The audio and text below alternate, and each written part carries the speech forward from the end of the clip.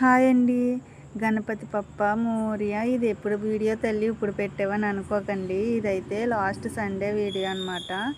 నాకు కొంచెం మైండ్ అప్సెట్‌లో ఉన్నప్పుడు ఇలా బీచ్‌కెళ్ళి బీచ్‌లో కూర్చోవడం అంటే ఇష్టం అనమాట. లేకపోతే ఇంట్లో ఉంటే నాకు పిచ్చి పిచ్చి థాట్స్ అన్నీ వస్తూ ఉంటాయి.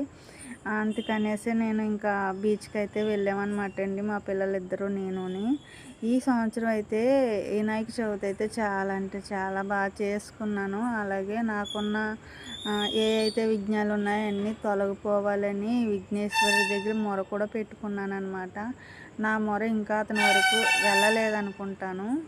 అందుకనేసి ఒకదాని తర్వాత ఒకటి ప్రాబ్లమ్స్ అన్నది నేను ఫేస్ చేస్తున్నాననమాట. అంటే నాకు ఈ ఈ చవితి అయిన తర్వాత 2 డేస్‌కి మా హస్బెండ్‌కి స్ట్రోక్ అయితే వచ్చిందని చెప్పాను కదండీ! దాని నుంచి కోలుకున్నారు. ఇప్పుడిప్పుడే నేను వర్క్ స్టార్ట్ చేస్తున్నాను అనేసరికి మళ్ళీ ఇంకోటొచ్చిందనమాట. ఒక ఆడపిల్లకి అత్తింటి నుంచి గానీ, భర్త నుంచి గానీ ఏమన్నా ప్రాబ్లమ్స్ వస్తే మనం చెప్పుకోండే ఇల్లు ఒకటుంటదండి. అది పుట్టినిల్లనమాట.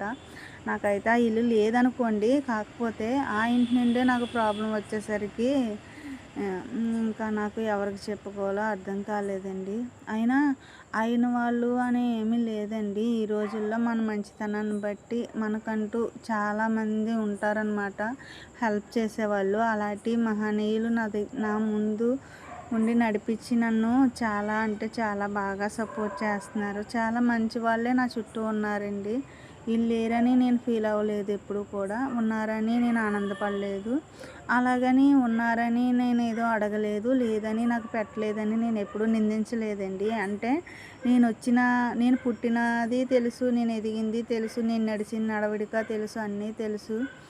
నాకు మంచి చేసే వాళ్ళని ఎప్పుడూ మర్చిపోనండి. కీడు చేసే వాళ్ళని అప్పుడు వెంటనే వదిలేస్తాననమాట. అంటే మంచి అన్నారా 10 అంటే ఇంకా 10 అలా మనం తలుచుకుంటూ ఉన్నా మనకి ఏమనిపించదు. కీడన్నారా తెలుసుకుంటూ ఉంటే గనక మన ముందు ఇంకా ఏదేదో కనిపిస్తూ ఉంటదనమాట. నేను అందుకనే కీడు చేసే వాళ్ళని ఎక్కువ గుర్తుపెట్టుకోనండి. మంచి చేసే వాళ్ళని నా ప్రాణాలు ఉన్నంత వరకు కూడా వదిలిపెట్టననమాట. అలాగే నేను చిన్నప్పటి నుంచి చాలా ప్రాబ్లమ్స్ ఫేస్ చేసుకునే వచ్చాను. ఇప్పుడంటే ఇంకా ఉన్నాయి. ఈ ప్రాబ్లమ్స్ అన్నీ కూడా ఎప్పుడు తొలగిస్తారన్నది తెలీదు.